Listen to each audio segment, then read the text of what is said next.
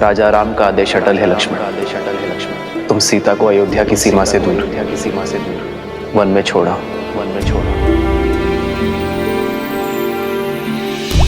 खड़ग की धार ये पथ मर्यादा पर चलते जग हित रघुनंदन।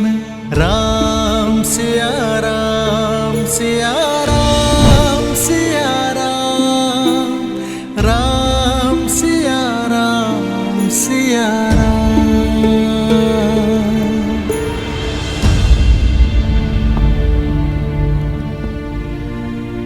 सात कुछ ही पल शेष है, अब उसे उदासी के सागर में डुबोना है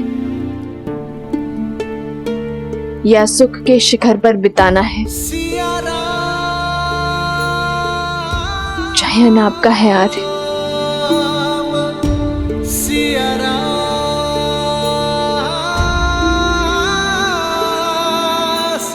बैठो सीते।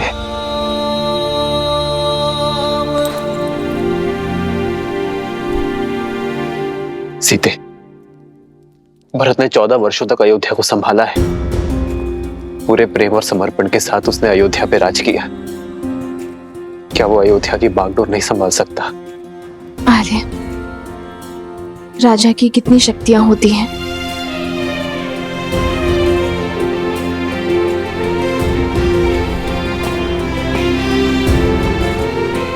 समय की व्यथा को यह प्रश्न शोभा नहीं देता सीते। ये मेरे प्रश्न का उत्तर नहीं है आर्य। एक राजा की 3 शक्तियां होती है सीते। गुरु और ऋषि राजा के प्रण शक्ति होते हैं। न्याय और विद्या राजा की मन शक्ति होते हैं। सेना संपत्ति राजा की देह शक्ति होती है।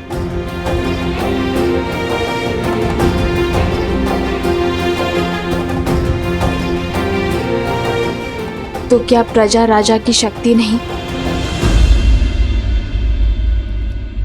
प्रजा ही तो वो स्रोत है जिनसे ये सारी शक्तियां आती हैं। वही परम शक्ति है। परमात्मा सी अटल है। प्रजा के प्रेम और विश्वास के बिना एक राजा अपराधी से अधिक और कुछ नहीं है। तो क्या उस परम शक्ति को त्यागना अपमान नहीं? जिसने सब कुछ दिया, क्या उसे बिना आश्रय छोड़ जाना द्रोह नहीं होगा आर्य? जब जनकपुर में आपके पग पड़े थे, तब ऋषिया श्री रंगा ऋषि ने कहा था कि आप नए युग का आरंभ है। शत्रुओं का नाश कर प्रजा के आज की रक्षा तो हर प्रतापी राजा करते हैं, किंतु पूजनीय वो होते हैं जो नए समाज का निर्माण करें, प्रजा को उज्जवल कल का उपहार दे। ये संसार आपको युगों युगों तक पूजेगा और आपके कारण मेरी भी आराधना होगी, किंतु केवल तब जब कर्तव्य और सुख के संघर्ष में हम कर्तव्य को चुनेंगे, सुख को त्यागेंगे। राज्य आपका कर्तव्य है आर्य, और सीता आपका सुख।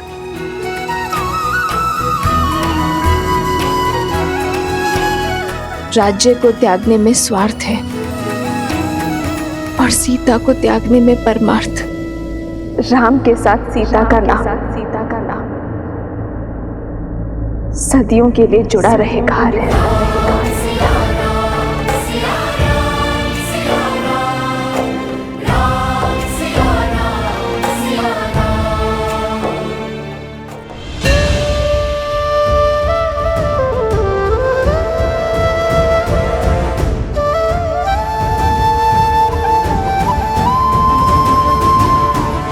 बदली पवन बदली मन धारा, बुरी सोच का खेल है सारा। छूटा ना वनवास ये पूरा, मर्यादा का समर अधूरा कैसे करे हमार ये राम सिया राम सिया राम सिया राम।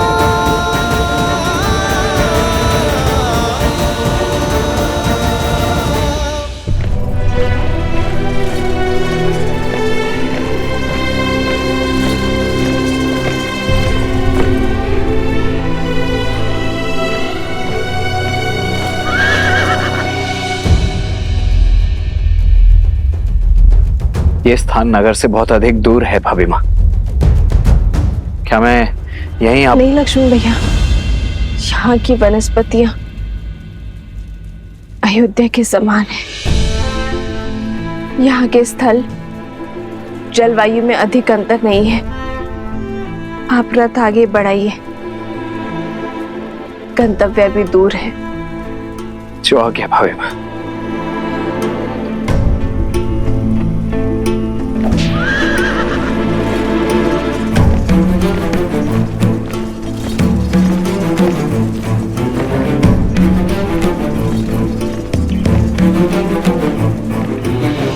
रुक जाइए लक्ष्मण भैया, मेरे लिए यही स्थान सर्वश्रेष्ठ रहेगा।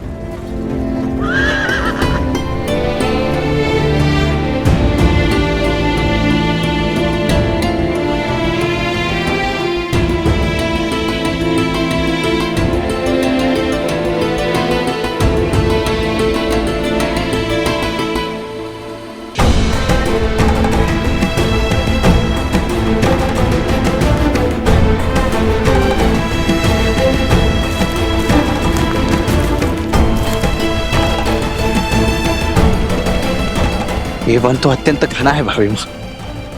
यहाँ तो संकट भी 100 गुना अधिक होगा। संकट की चिंता नहीं है मुझे लक्ष्मण, क्योंकि मैं वनवास को जा रही हूँ। संन्यास का नियम कहता है कि दृष्टि की सीमा से परे परिवार को, स्वर की सीमा से परे मित्र को और स्मृति की सीमा तक शत्रु को रखना चाहिए। मुझे अयोध्या की स्मृति की सीमा से परे जाना ही होगा लक्ष्मण भैया, ताकि अयोध्या की प्रजा को राजा राम पर पूरा विश्वास हो जाए। नहीं, क्यों भाभी माँ? मुझे समझ नहीं आता, मुझसे इतना बड़ा पाप क्यों करवाया भैया ने? 14 वर्षों तक मैं आपके दुखों का साक्षी रहा हूं। एक राजा रानी को असहाय होकर वन वन भटकते वनवासियों का जीवन जीते देखा है मैंने। भांति भांति के कष्टों को सहते देखा है। उन्हीं कष्टों की अग्नि में आपको पुनः झोंकने का कार्य मुझे ही क्यों दिया गया?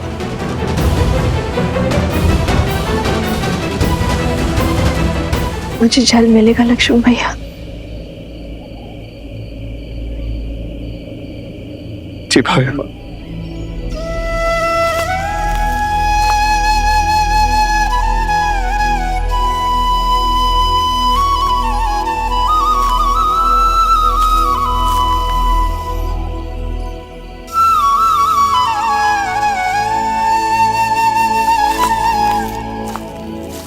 लीजिए भाई।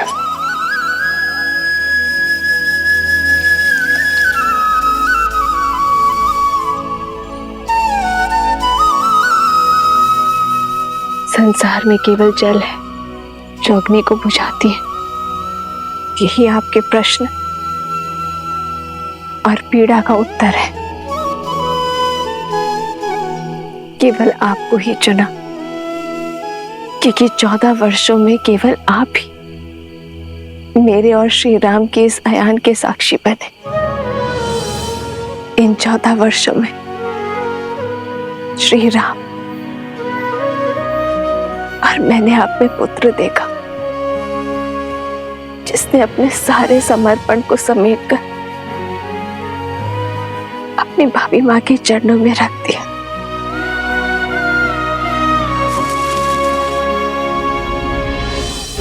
माता उसी पुत्र को इतना कष्ट। क्योंकि वनवास बीत गया है लक्ष्मण। अब आप केवल श्री राम के अनुज या मेरे पुत्र नहीं, अयोध्या के सेनापति भी है। और सेनापति का समर्पण अपनी मां या भाभी के चरणों में नहीं, अयोध्या के चरणों में होना चाहिए। और आपके मुंह से मुक्ति आवश्यक थी।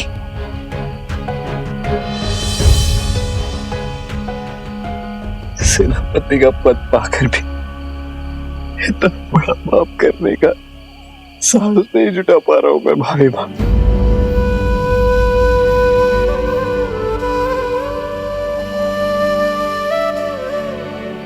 अपनी सोच में कर्तव्य लाओ, भुजाओं में बल और कर्म में साहस स्वयं आ जाएगा। राजा की आज्ञा का पालन करना आपका धर्म है और मेरी भी यही इच्छा और आज्ञा भी है। स्मरण रखिएगा भैया, मैं रहूं या ना रहूं, मेरा आशीर्वाद सदा आपके साथ रहेगा।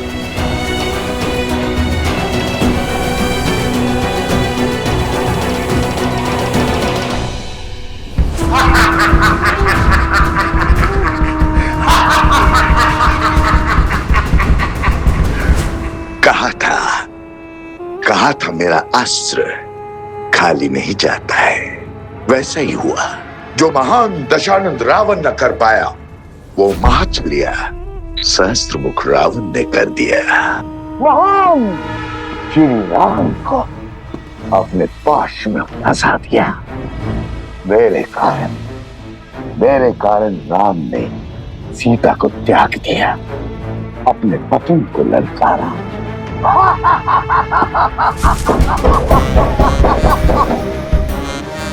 आओ शूर्पणखा, आओ। जानता था तुम अवश्य आओगे। मेरी विजय तुम्हें खींच लाएगी। आओ, इस उत्सव का आनंद लो। आज पहली बार राम के विरुद्ध इस युद्ध में हमें विजय मिली है। उत्सव मनाओ। समय से पूर्व उत्सव नहीं मनाया करते हैं भैया। तुमने केवल एक मोर्चा जीता है, युद्ध नहीं। अभी विजय का केवल एक पड़ाव पार हुआ है, वो राम है। वो पीड़ा का सागर पार करने वालों में से है, उसमें डूब जाने वालों में से नहीं है।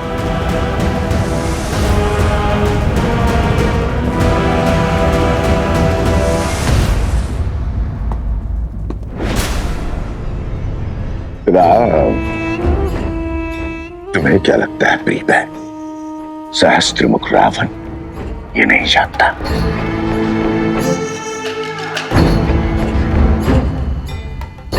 राम नाम सत्य है, इसलिए राम पर अगला बार भी सज्ज कर चुका हूं मैं। सदा सदा के लिए उससे सुख और शांति छीनने की योजना बना चुका हूं मैं। और ये उत्सव उस योजना के प्रारंभ का शंखनाद है। रात्रि के अंधकार में डूब जाने दो अयोध्या के सूर्य को। प्रचंड त्राहि मचा देने वाले मेघों से भर जाने दो अयोध्या का आकाश। मनाने दो मुझे राम की हार का त्योहार, क्योंकि कल ये युद्ध खड़ा होगा अयोध्या के हर घर के द्वार।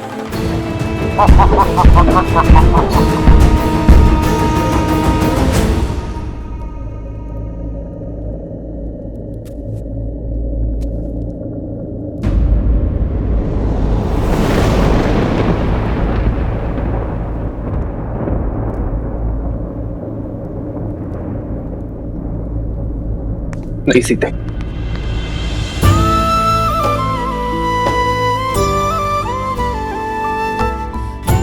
कर्तव्य के लिए प्रेम का त्याग, मैं विवाह में दिए वचनों का खंडन नहीं कर सकता। जीवन की तीनों अवस्थाओं में तुम्हारे पालन का वचन देकर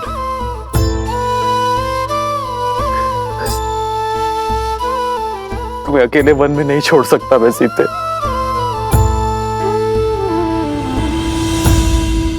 आपके दिए वचनों पर विश्वास करके ही तो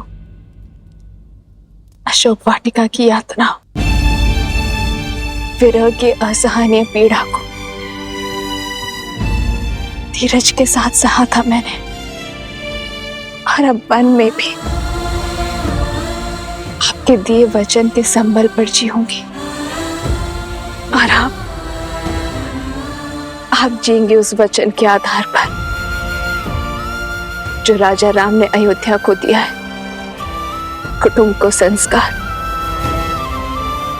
और धर्म की धारा देने का वचन। समाज में फैली मलिनता, कुविचार और लोक अपवाद से अयोध्या के कल को बचाने का वचन।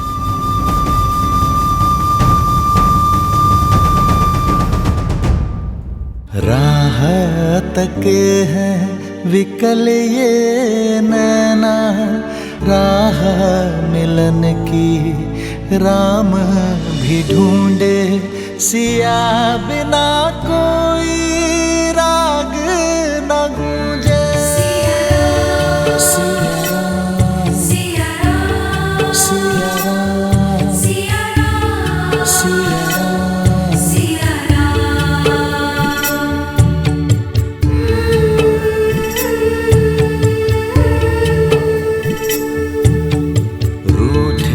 से लगते सांसों के धागे, भीगे ये नैना सोए न जागे, तन से प्राण विलग हों जैसे, सिया से राम अलग हों कैसे।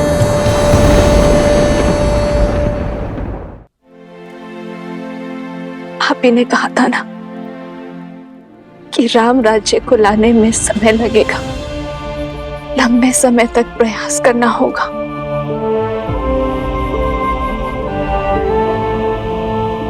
किंतु हमारी संतान तो शीघ्र ही इस जीवन में आ जाएगा। यदि इस पर भी दूषित होने का लांछन लगा तो, लोक अपवाद की छाया पड़ी तो क्या हमारे पूर्वज हमें क्षमा कर पाएंगे? आर्य, क्या इस अपराध के लिए आप स्वयं को क्षमा कर पाएंगे? आर्य,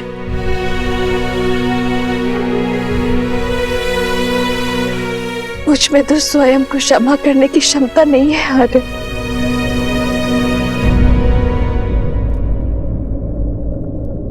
ठीक कहा सीते तुमने।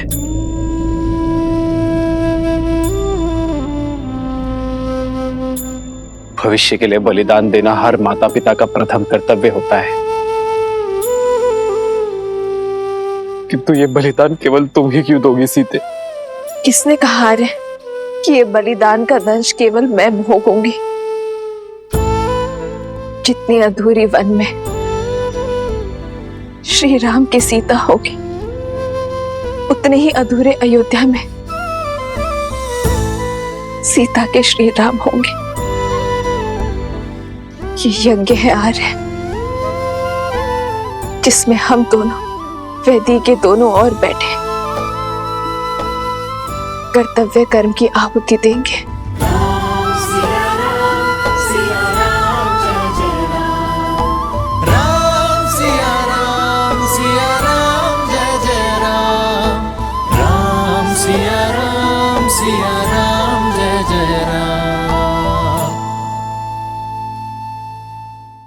आज अपनी संतान के उज्जवल भविष्य के लिए भिन्न हो रहे हैं हमारे।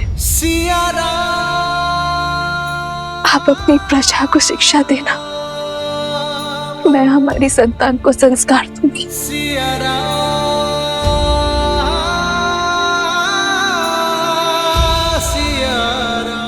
लेकिन तो मुझे पूरा विश्वास है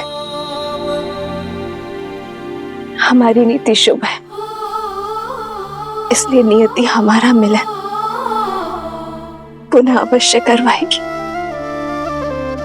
हम दोनों की सोच एक है, इसलिए कार्य क्षेत्र भिन्न होते हुए भी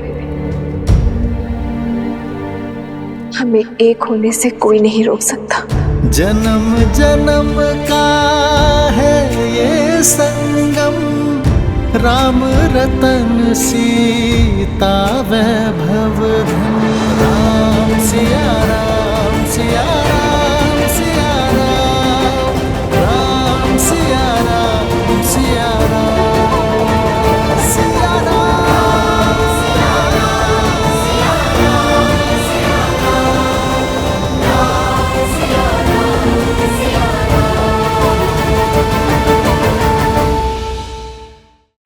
मेरा सामान यहाँ रख दीजिए। नहीं भाई माँ, ये स्थान अत्यंत असुरक्षित है। मैं आपको किसी और स्थान। असुरक्षित है और अपेक्षित भी। अयोध्या की सुर, दृष्टि और स्मृति से दूर जाइए और राजा राम से कहना कि आपने अपना कर्तव्य पूरा किया।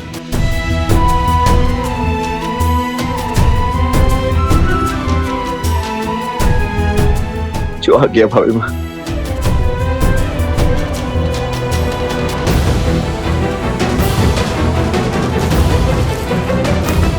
समय निकट है आ रहे, आज्ञा दीजिए। मुझे सबको सूचित भी करना होगा। नहीं सीते,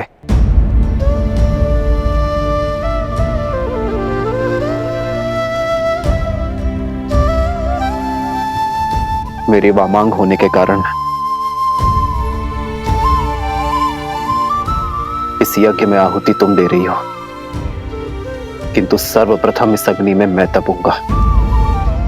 वचन दो कि इस निर्णय में तुम मेरा साथ दोगी।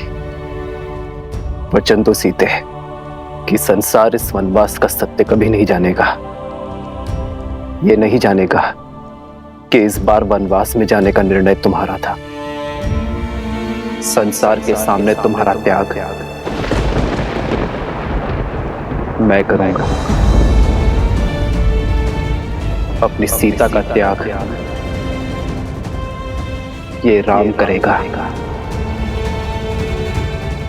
इस परिवार, इस नगर, इस संसार का हर एक ज्ञानी मुझ पर प्रश्न उठाएगा। मेरा जीवन सत्कर्मों के सुख से नहीं, एक अन्याय के भार के दुख से जिया जाएगा।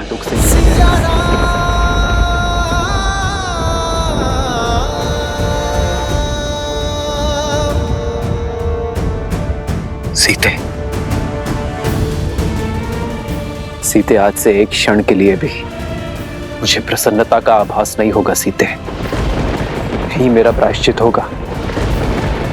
बस इस प्रायश्चित की अनुमति देकर जाना मुझे।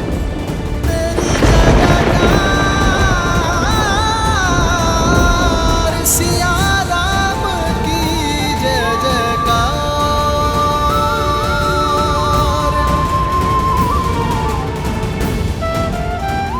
मुझे वचन दो सीते। मैं वचन देती हूँ।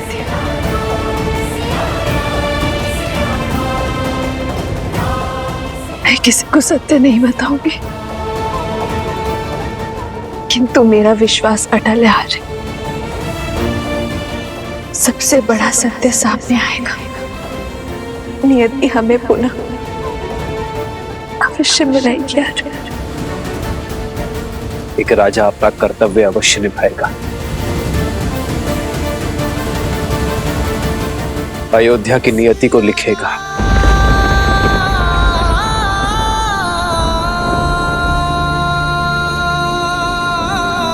पर राम नियति के अगले लेख सिया राम सिया अपनी सीता से फिर मिलन की प्रतीक्षा करेगा।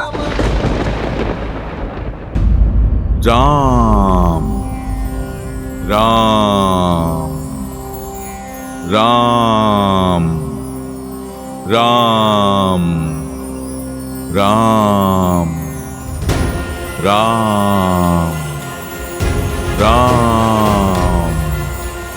राम राम।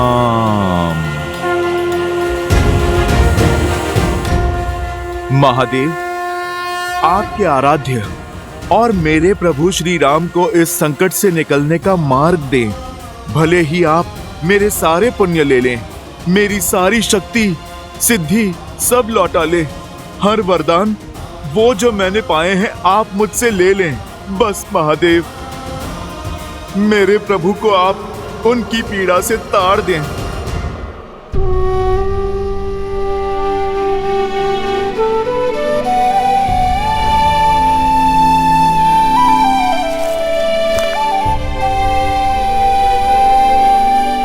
भैया के लिए कोई संदेश भाभी माँ? हाँ,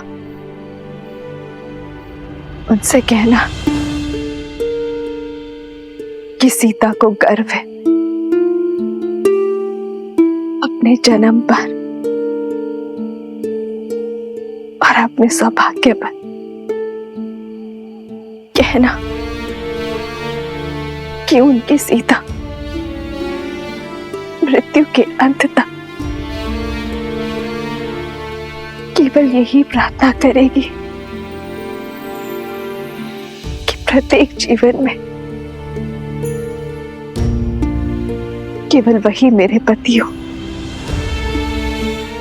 और इस बार हमारे सौभाग्य में वियोग का कोई दंश या विरह का कोई दुख ना हो।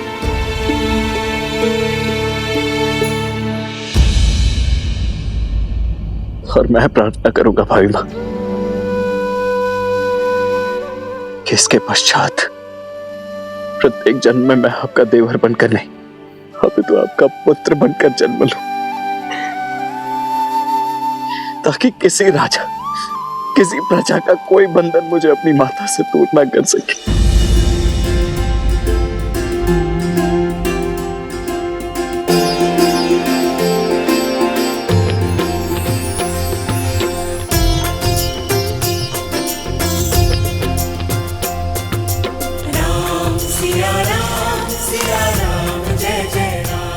जो आ गया भाभी माँ।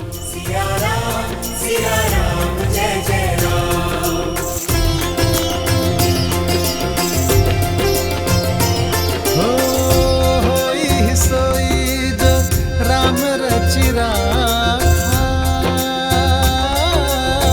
को करी तरग बढ़ावे साखा।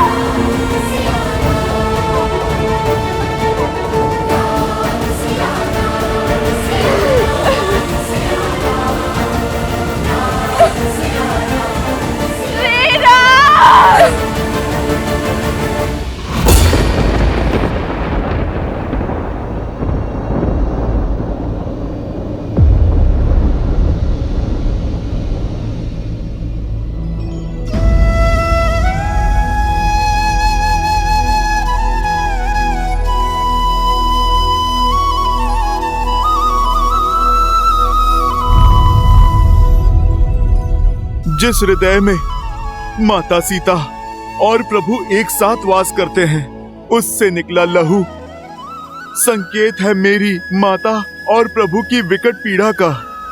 मेरे प्रभु श्री राम दुख में हैं।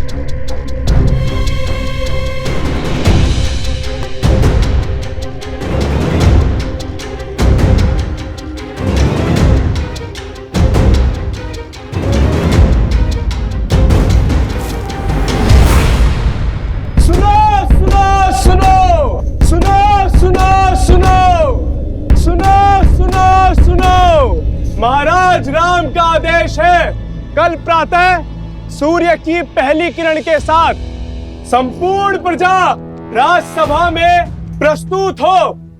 घोषणा महत्वपूर्ण है, इसलिए सभी समय से उपस्थित हो।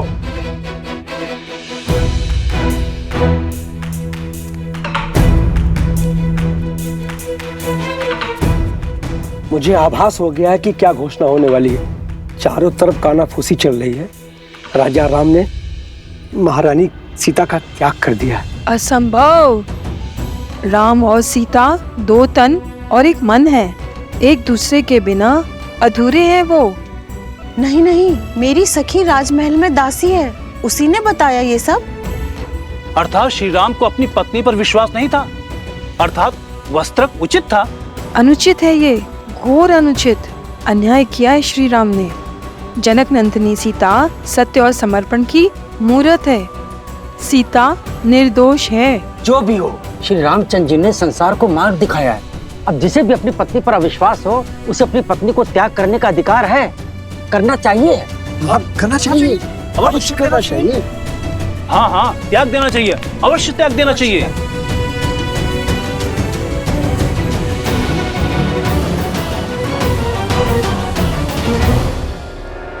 प्रजा की बात सुनकर मैं प्रभु पर संदेह नहीं कर सकता। ये सत्य मुझे स्वयं ही जानना होगा।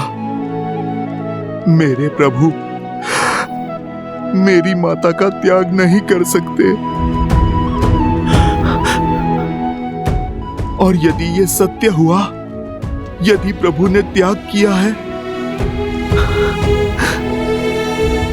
तो न जाने मेरी माता कहाँ होंगी, वो किस दशा में होंगी।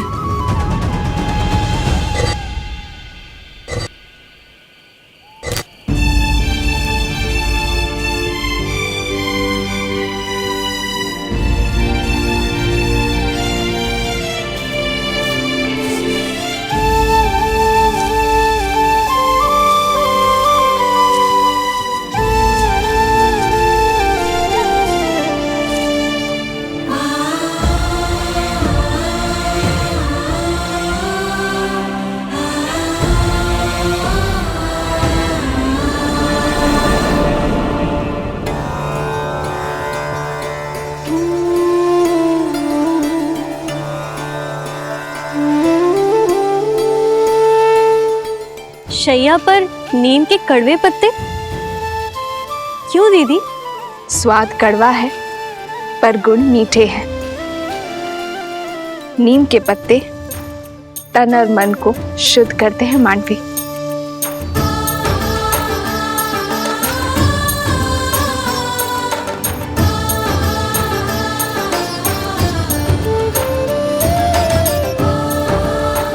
और ये ब्राह्मी का पत्ता मन की शांति के लिए।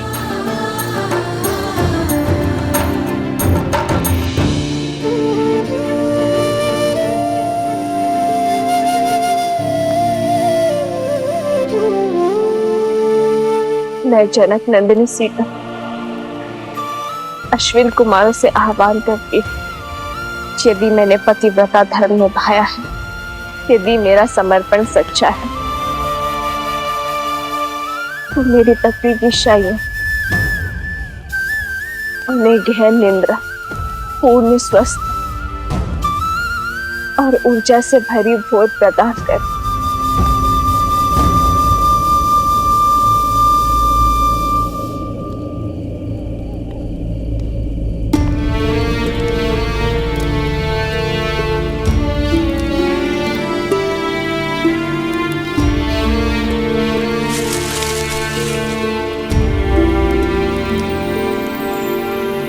राम सिया राम सिया राम सिया राम, राम सिया राम सिया राम,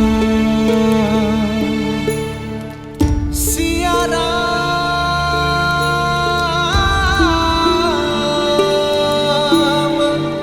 सिया राम।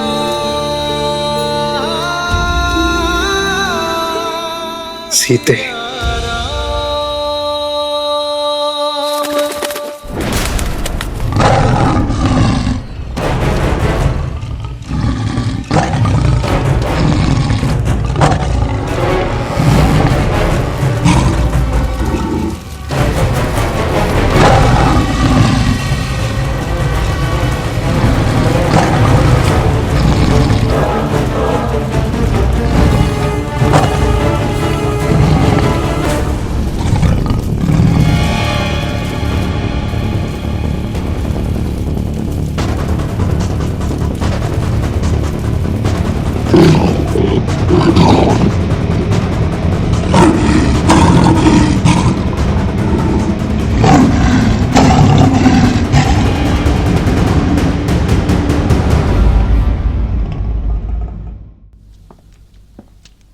भरत भैया,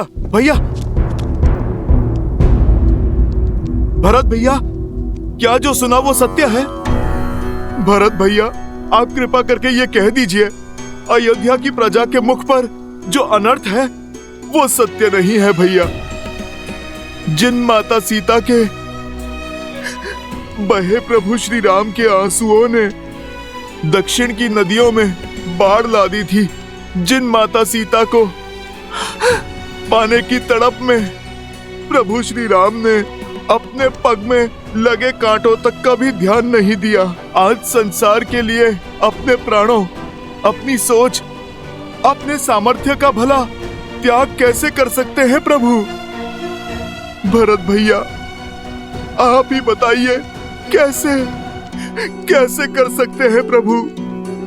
जिन माता सीता ने अपनी राम भक्ति से शोक वाटिका को अशोक वाटिका बनाया, त्रिजटा और महाराज विभीषण जैसे राक्षसों को धर्म से अवगत कराया, जिन माता सीता को 10 लोक जीतने वाला दशानन रावण अपनी पूरी शक्ति लगाकर भी तनिक भी क्षति नहीं पहुंचा पाया, जिन माता सीता ने अग्नि परीक्षा देकर अपनी शुद्धता प्रमाण की, कैसे भरत भैया, किस अपवित्रता के आधार पर प्रभु ने त्याग कर दिया माता सीता का? कैसे?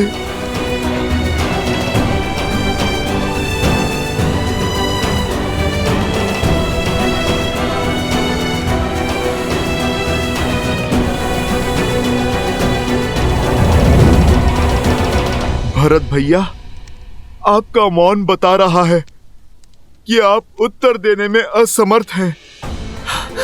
मैं स्वयं ही अपने प्रभु से जाकर अपने प्रश्नों का उत्तर मांग लूंगा। मेरे प्रभु मौन नहीं रह पाएंगे।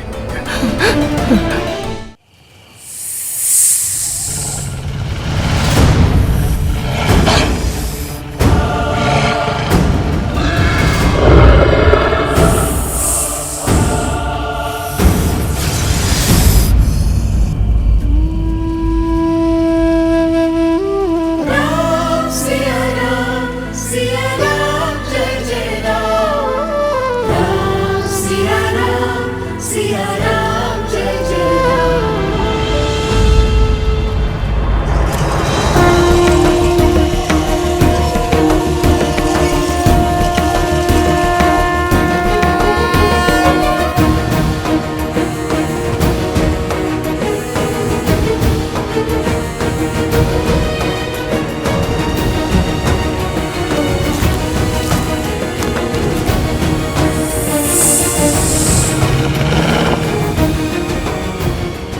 एक समय लक्ष्मण भैया ने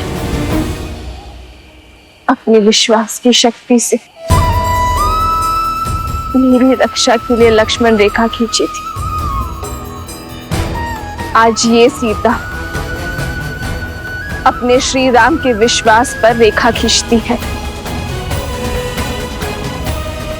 केवल मेरी ही नहीं,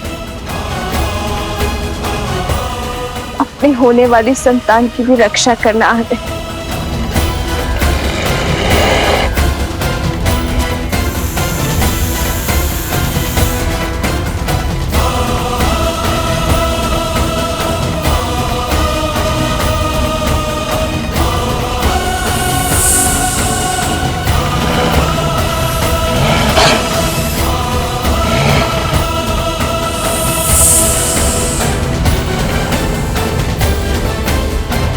श्री राम,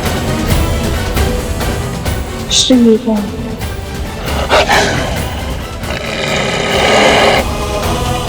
श्री राम,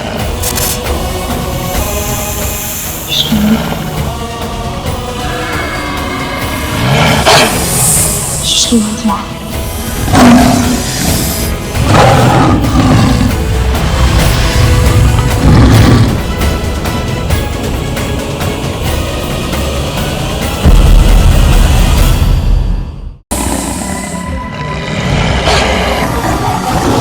श्री राम।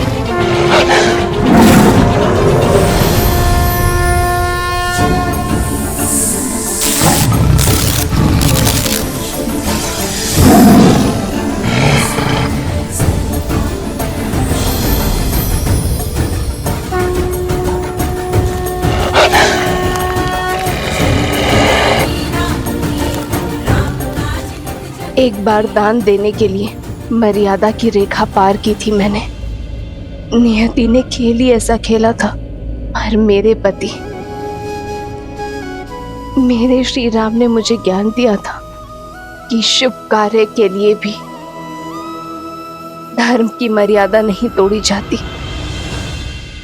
प्रभु, मुझे मेरे प्रश्नों के उत्तर चाहिए। प्रभु,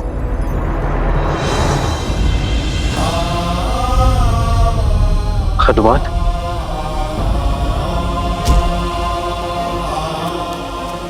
प्रभु,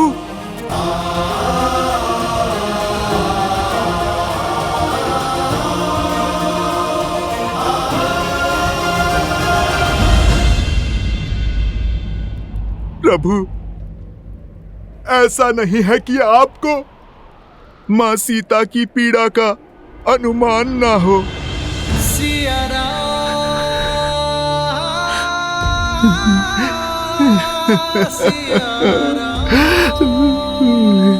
प्रभु, ये भक्त भगवान के निर्णय पे प्रश्न नहीं कर रहा। आप केवल मुझे इतना बता दीजिए कि आप कहां से लाए हैं इतनी शक्ति, इतना सामर्थ्य कि मैया को त्याग करके भी किस प्रकार आपके ये प्राण टिके हुए हैं प्रभु।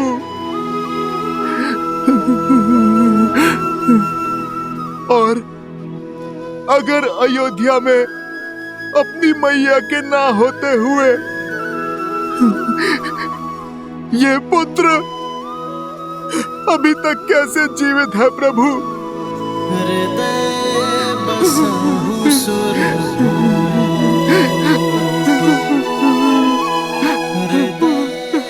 प्रभु,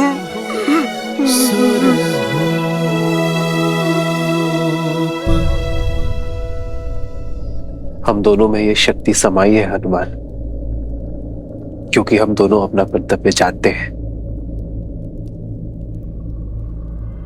और उसे निभाना भी।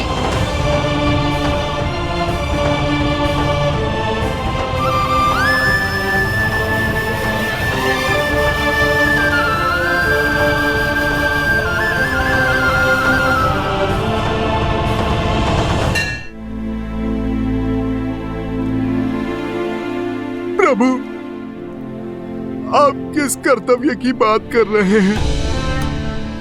अपनी सबसे शुद्ध धरोहर को खोकर क्या धरोहर देंगे आप प्रजा को प्रभु? शुद्धि की गंगा को इस अयोध्या से बाहर भेजकर कैसे होगी अयोध्या शुद्ध? कल जो लोग धीमी ध्वनि पर मेरी माता पर लांछन लगा रहे थे, वही लोग चीख चीख कर खुलकर उन्हें अनुचित कह रहे हैं। और अब संदेह है, लोग अपराध के कारण अपनी अर्धांगिनी का त्याग कहीं परंपरा ना बन जाए प्रभु।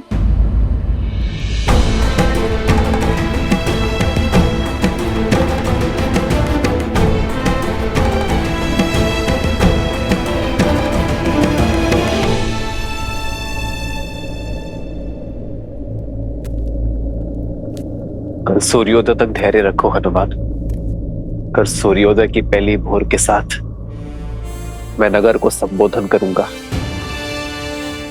उनके हर संदेह पर विराम लगाऊंगा, उन्हें अपने हर प्रश्नों का उत्तर मिलेगा।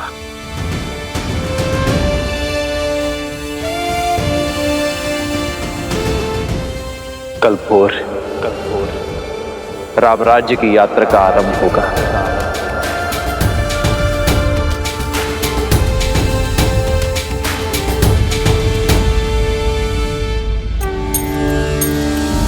श्री राम।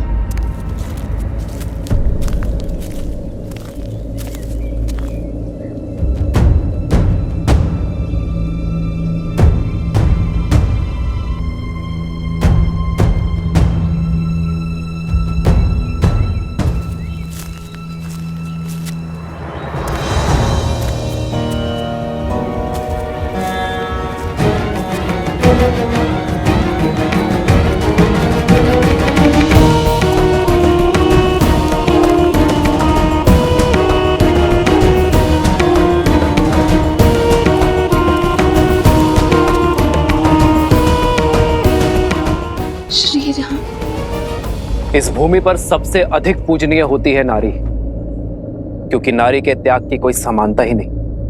अपने पिता की छत्रछाया में अपनी मां की ममता को त्याग कर अपने पति के वंश की वृद्धि हेतु वो उसके घर आती है। भविष्य को जन्म देने के लिए अपना सत्व, अपनी शक्ति बलिदान कर देती है। फल देने वाले वृक्ष भी सेवा मांगते हैं, समय पर खाद, सिंचाई, देखभाल मांगते हैं। एक नारी अपनी पति से, ससुराल से, समाज से केवल मित्रता और सम्मान की आशा रखती है, पर उसे यह भाव भी नहीं मिलता।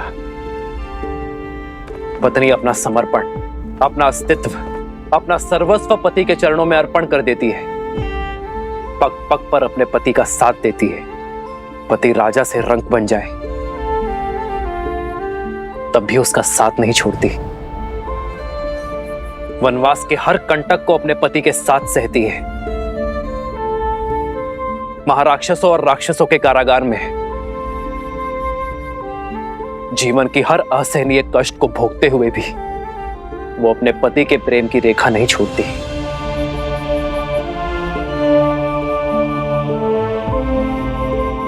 मेरे प्रिय प्रजाजनों, नारी पर झूठा लांछन लगाने से उसकी पवित्रता क्षीण नहीं होती, उसके त्याग की पराजय नहीं होती। पराजय तो उस पति की होती है जो अपने पत्नी के त्याग को उसका समुचित स्थान नहीं दे पाता।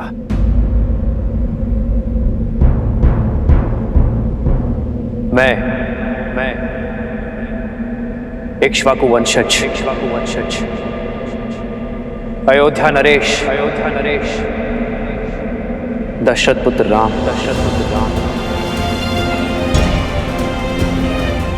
रघुकुल का मुकुट सर पर धारण कर आज आपके सामने खड़ा ये स्वीकार करने के लिए कि मैं पराजित हो गया।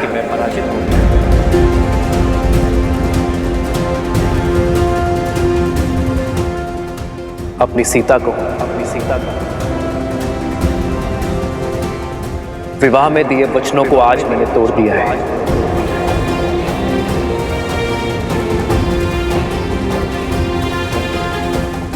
रावण के देश में जाकर अपना शौर्य दिखाकर मैंने सीता की रक्षा की, किंतु अपने ही अयोध्या में फैले कुविचारों के दानव से, संदेह के व्यूह से मैं अपने प्रिय पत्नी की रक्षा न कर सका। आज राजा राम की विजय के लिए, राज सिंहासन का कर्तव्य निभाने के लिए आज मैं अपनी सीता को अयोध्या से हार बैठा।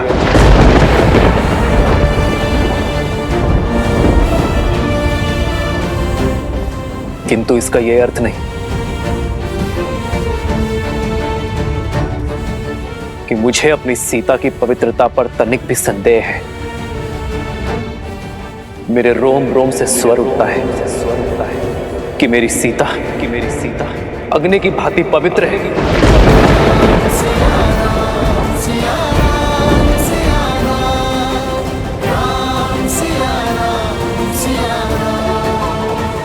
विचित्र है ना, जिसकी पवित्रता की साक्षी में स्वयं अग्निदेव खड़े रहे, उसका ये निष्ठुर पति उसके साथ खड़ा न रह सका,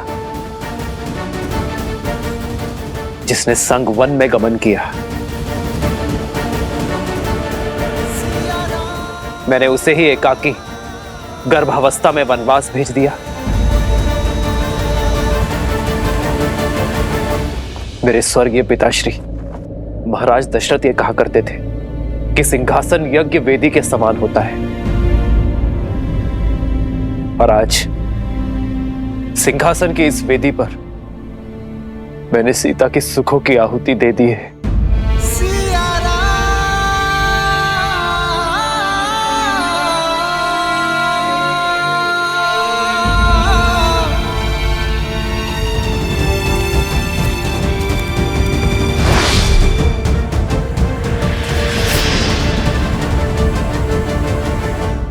कौन है आप सब? इस मर्यादा की रेखा के भीतर प्रवेश कैसे किया?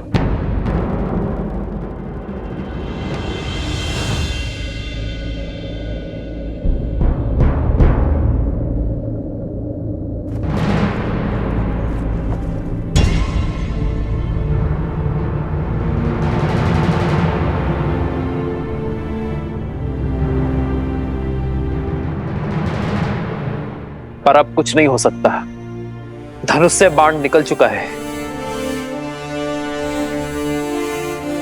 ये धूल देख रहे हैं आप, ये धूल एक ही क्षण में उड़ जाएगी, वातावरण में समा जाएगी, आपके श्वास में बस जाएगी, किंतु इस धूल के प्रत्येक कण को कोई पुनः एकत्रित नहीं कर पाएगा। वैसे ही मिथ्या संदेह में कहे गए शब्दों को मिटाया नहीं जा सकता।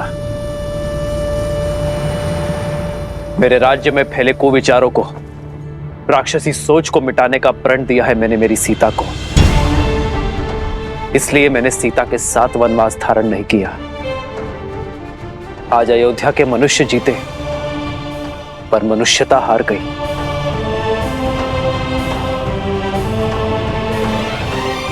और इसी शोक में ये महल, ये नगर मेरे लिए वनवास है। हमसे भूल हो गई महाराज, हमें क्षमा कर दीजिए।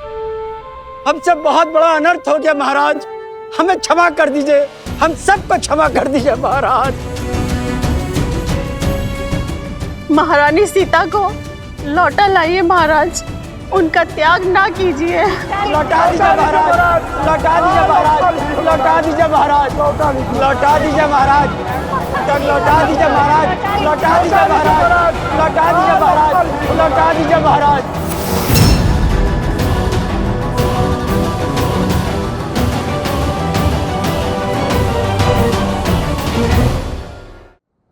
किसी राज्य में अधर्म प्रवेश कर जाए तो दोष राजा का होता है।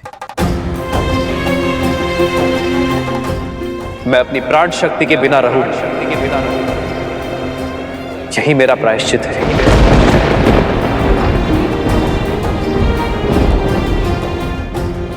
ऐसा करके मैं अयोध्या की प्रजा पर कोई उपकार नहीं कर रहा हूं। यही तो राजा रानी का कर्तव्य है। आप केवल ये स्मरण रखें कि बुरे विचारों की औषधि शब्दों में नहीं, आचरण में है। इसलिए आपके राजा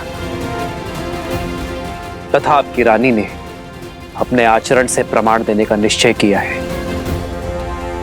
जो धूल बिखर गई है उनके कणों को पुनः एकत्रित नहीं किया जा सकता, किंतु भविष्य में वो धूल फिर ना उड़े इसका प्रयत्न अवश्य किया जा सकता है। भूल सुधारी जा सकती है, पाप नहीं।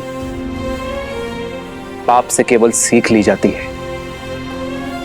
आपके हृदय में जिस संदेह ने प्रवेश किया है अब उसका त्याग कर दो। अपने भीतर बस रहे अधर्म का त्याग कर दो। यदि एक महारानी के बलिदान का प्रायश्चित करना है तो समस्त अवध राष्ट्र में ज्ञान और मर्यादा का विस्तार करो।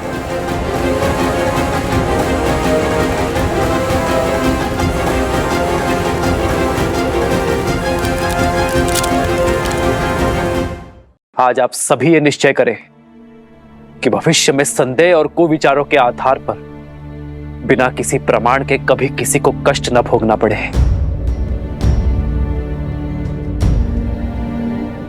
अपने अपनों से विरह की पीड़ा ना सहनी पड़े। मेरी सीता के बलिदान का यही तर्पण होगा। अपने महाराज को विजय बनाने का यही मार्ग होगा। मेरी सीता के बलिदान का पुण्य मेरी अयोध्या, मेरी प्रजा को प्राप्त हो। बस यही प्रार्थना ये राजा राम ईश्वर से करता है।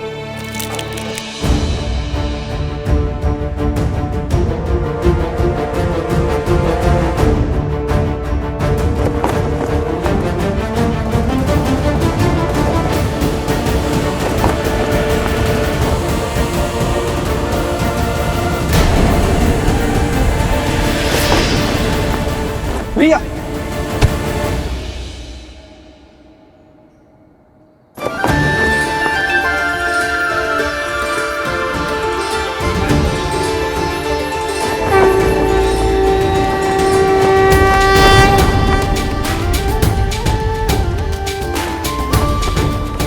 आप सभी निश्चय करें कि अयोध्या का यह ध्वज धर्म का प्रतीक होगा। सियावर रामचंद्र की, सियावर रामचंद्र की, सियावर रामचंद्र की, सियावर रामचंद्र की, सियावर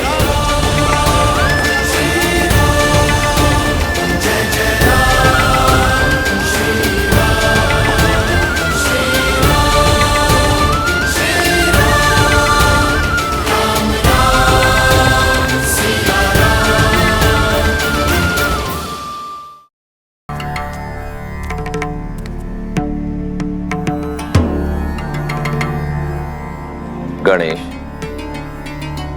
पुत्र, तुम्हारे मन में जो भी शंका हो मुझसे पूछ सकते हो। पिताश्री, यदि प्रजा के सामने ये उदक्षिण करनी थी तो पहले क्यों नहीं की? माता सीता का बलिदान ही क्यों दिया? ये संसार ऐसा ही है पुत्र। बलिदान से पहले दिया गया परामर्श या तो शंका और या फिर उपदेश का भाव लाता है। और इस बलिदान ने श्री राम को नैतिकता के सर्वोच्च शिखर पर पहुंचा दिया है। केवल इतना ही नहीं, अयोध्या वासियों को यह संदेश भी दिया है कि इस प्रकार के आरोप मन का रोग होते हैं और इनका प्रवेश अयोध्या हो या व्यक्ति का मन, दोनों ही स्थानों पर निषेध होना चाहिए। यदि आज श्री राम ने ये बलिदान ना दिया होता पुत्र, तो कोई भी उनकी बात पर विश्वास नहीं करता। इससे हमें यह संदेश मिलता है पुत्र कि ऐसा बलिदान कोई राजा हो या साधारण व्यक्ति उसके व्यक्तित्व के विकास और समाज में उसके प्रति विश्वास का आधार बनता है।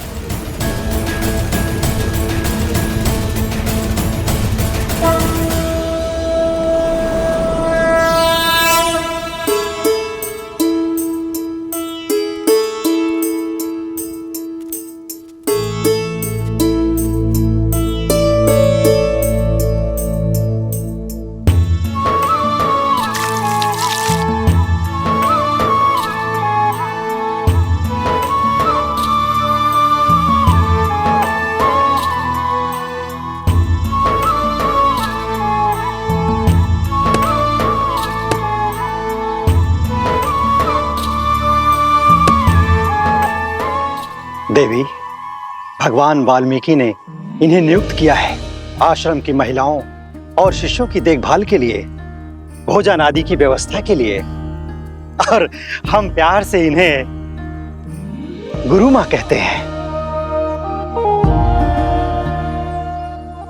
ये देवी वन में अकेली थी गुरु माँ। भगवान वाल्मीकि के आदेश से मैं इन्हें यहाँ लेकर आया हूँ। कृपया आप इन्हें इनकी कुटिया तक छोड़ देंगी? स्वागत है इस पावन स्थल पर।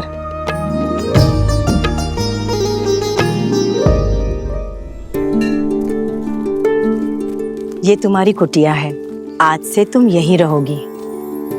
वो पानी का कलश रखा है और भोजन की व्यवस्था बाहर ही होगी। तुम्हारी कुटिया में भी एक चूल्हा रखा है, स्वयं चाहो तो अपना भोजन पका सकती हो।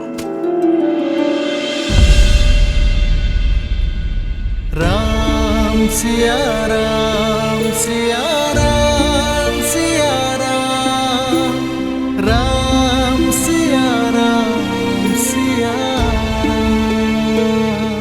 तुम्हारे घर में पलने वाली संतान अति भाग्यवान है, जिसे जन्म लेने के लिए भगवान वाल्मीकि का आश्रम प्राप्त हुआ है। मैं उनसे कब मिल सकती हूँ? उनके गुणगान संसार के हर कोने में सुने हैं मैंने,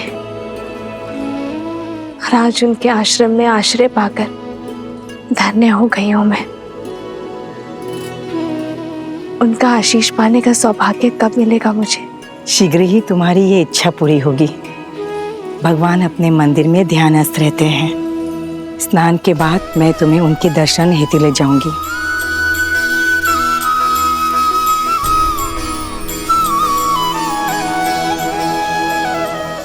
मैं सुरक्षित हूँ आर्य। आशा करती हूँ कि आप भी प्रसन्न होंगे। सरयू पार भी निषादों के कई कुनबे हैं, कई जनजातियां हैं। उनके विकास और शिक्षा व्यवस्था की योजना शीघ्र ही देखना चाहूंगा मैं।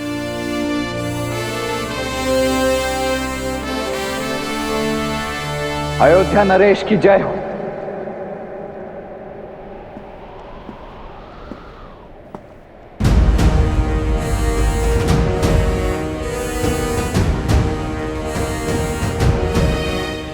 लक्ष्मण,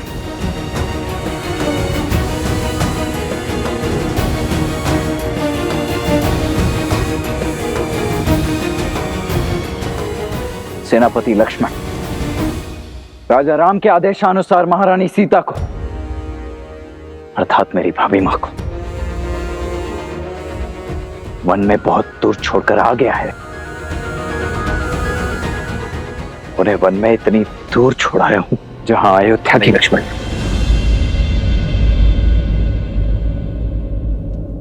मुझे संकेत भी मत देना कि तुमने सीता का त्याग कहाँ किया है।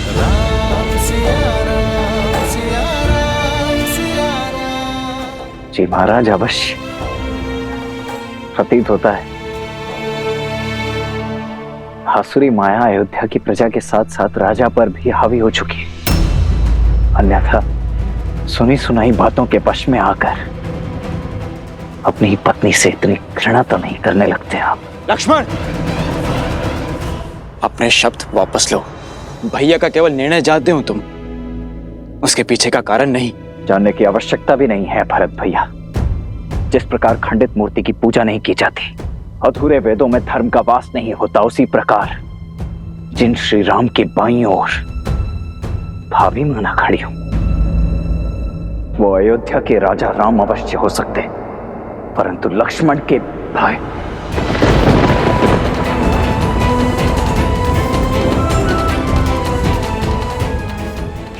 भाई कदापि नहीं।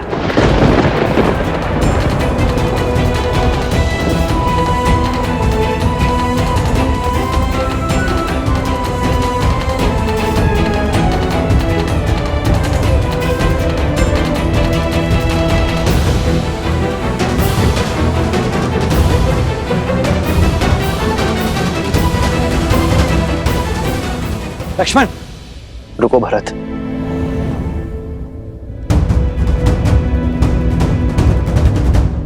अपने बड़े भाई की दशा समझते हो तो अपने छोटे भाई की मनोदशा को भी समझो। मुझे लक्ष्मण से कोई क्रोध नहीं।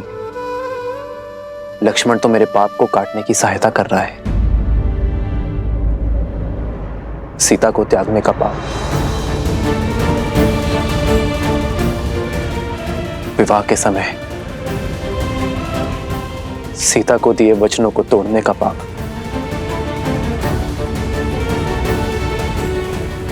भरत, जिस दिन लक्ष्मण मुझे क्षमा कर देगा मैं इन सभी पापों से मुक्त हो जाऊंगा।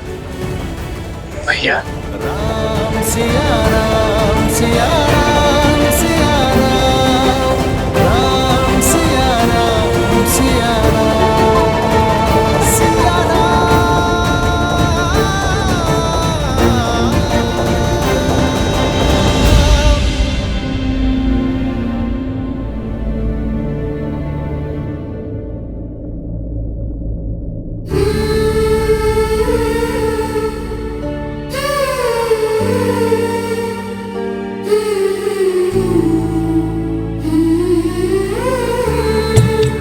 रूठे से लगते सांसों के धागे, भीगे ये नैना सोए न जागे, तन से प्राण विलग हूँ जैसे सिया से राम अलग हूँ कैसे।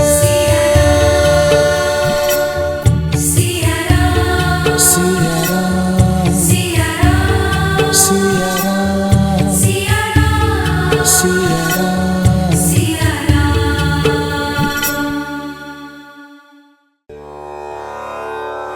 ये उपहार आश्रम वासियों के लिए है, आप इन्हें सब में वितरित कर दीजिए। आश्रम वासियों की ओर से धन्यवाद देवी।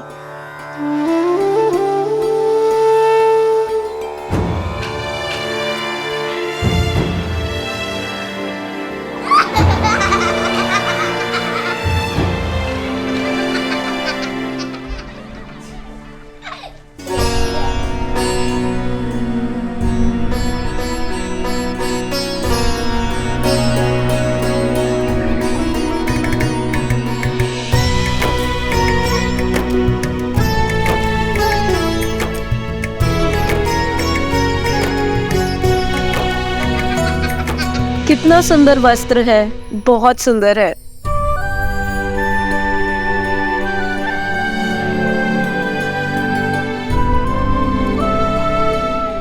देवी, आपके दिए हुए वस्त्र देखे हमने, बहुत ही सुंदर है। लगता है ये भेष अवश्य तपस्विनी का है, किंतु उपहारों का चयन तो किसी महारानी सा लग रहा है। कहाँ से लिए ये उपहार?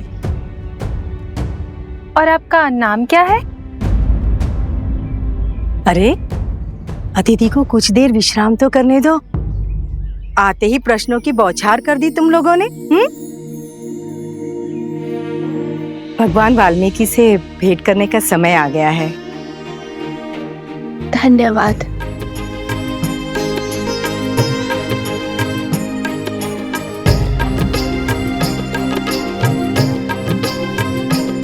कितनी सुंदर है, सच में किसी राजसी परिवार से लग रही है। हाँ।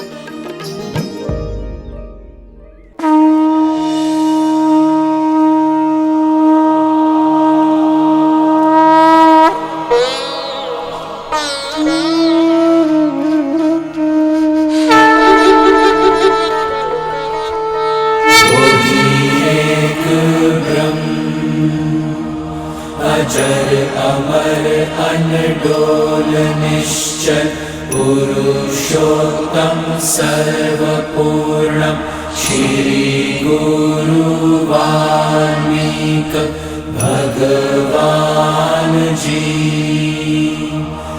प्रणाम। सौभाग्यशालिनी हूं मैं कि मुझे आपके पावन सानिध्य में शरण मिली। रघुवंशी आपके इस उपकार के लिए सदा आपके सामने नतमस्तक रहेगा। इस आश्रम को तुम्हारी ही प्रतीक्षा थी जानकी। ये आश्रम तुम्हारे लिए शरण नहीं, घर है तुम्हारा। धन्यवाद। किंतु एक निवेदन है। निर्भय होकर कहो। आप तो अंतर्यामी है, सर्वज्ञाता है। आपने मुझे पहचान लिया, किंतु मैं नहीं चाहती कि यहाँ किसी को मेरा परिचय मिले, और ना ही मैं यहाँ किसी को वन में आने का कारण बता सकती हूँ। ये संसार वो बहेलिया है जिसे सुख और आनंद में डूबे पंछियों को अलग करने में बड़ा सुख मिलता है। इसीलिए इस जग में प्रेम और संतोष को पाना इतना कठिन है। तुम्हारी कथा, तुम्हारी व्यथा और वन में भेजे जाने का कारण मैं सब जानता हूं। निश्चिंत रहो। यहां इस वन में ना ही तुमसे कोई तुम्हारा नाम या परिचय पूछेगा और ना ही कोई संदेह करेगा। यहाँ सब तुम्हें वन देवी के नाम से जानेंगे।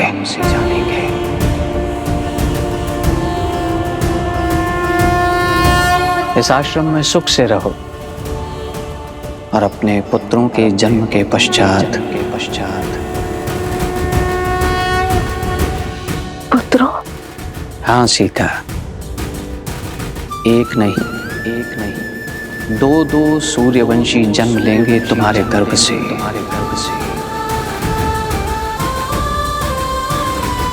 और इस आश्रम में धर्म का ज्ञान प्राप्त करेंगे।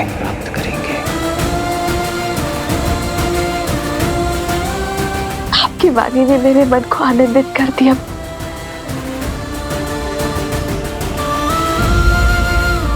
किंतु एक प्रश्न है जिसने मेरे मन को व्याकुल किया हुआ है। यदि उसका भी निदान हो जाता तो। पूछो पुत्री, निर्भय होकर पूछो। क्या मेरा परिवार कभी एक हो पाएगा? क्या कभी मैं, मेरे पुत्र, मेरे स्वामी पुनः कभी मिल पाएंगे?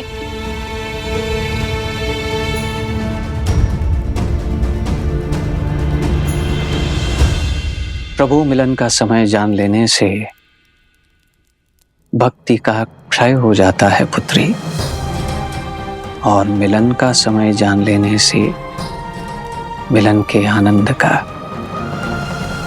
इसीलिए नियति के लेख को समय से पहले पढ़ने का या पढ़ने का प्रयास करना व्यर्थ है। फिर भी तुम्हारे हृदय की शांति के लिए मैं इतना अवश्य बता सकता हूं कि अयोध्या के राज सिंहासन पर तुम्हारे पुत्रों का राज्याभिषेक अवश्य होगा।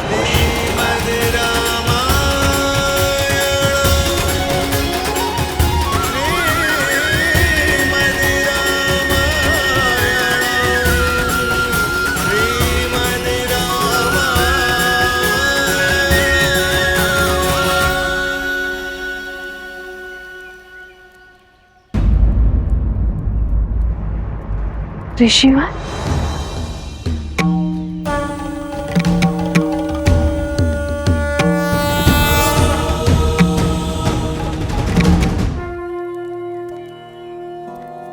प्रणिपात ऋषिवर। सौभाग्यवती भव महारानी सीता,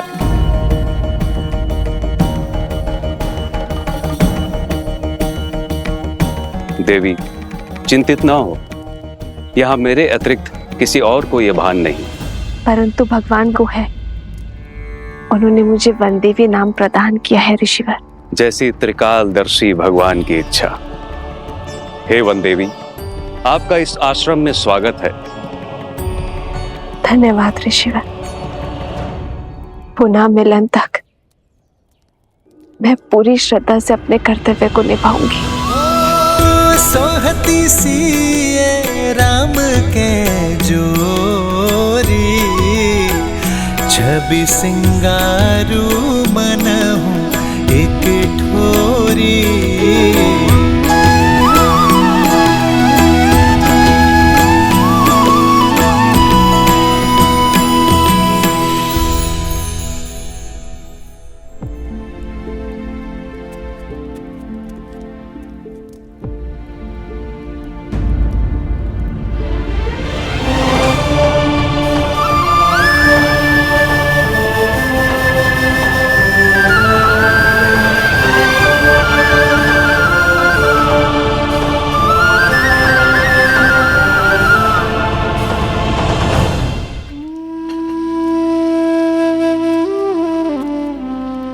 जानती हूँ राम कि तुमने सात्विक जीवन जीने का निर्णय किया है और राजसी भोजन स्पर्श भी नहीं करोगे, इसीलिए वनवासियों वाला भोजन ही लाई हूँ।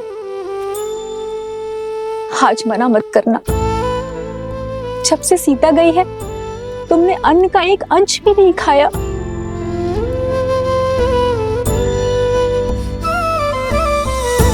बात भोजन के प्रकार की नहीं है मां, भूख की है।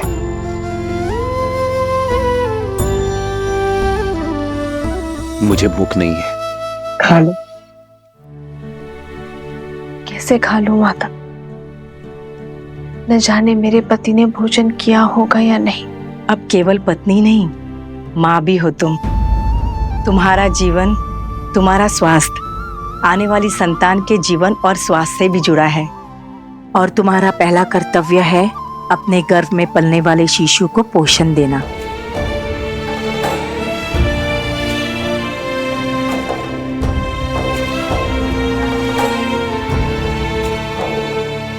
जिस पीड़ा में आप हैं, निश्चिंती आपने अनुग्रह नहीं किया होगा। अरे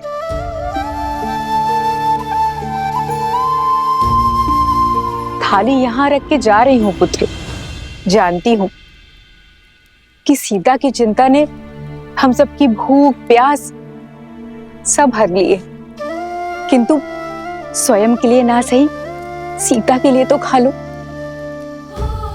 क्योंकि इतना विश्वास तो है सीता के पतिव्रत धर्म पे कि जब तक तुम कुछ नहीं खाओगे वो भी अन्न को स्पर्श नहीं करेगी।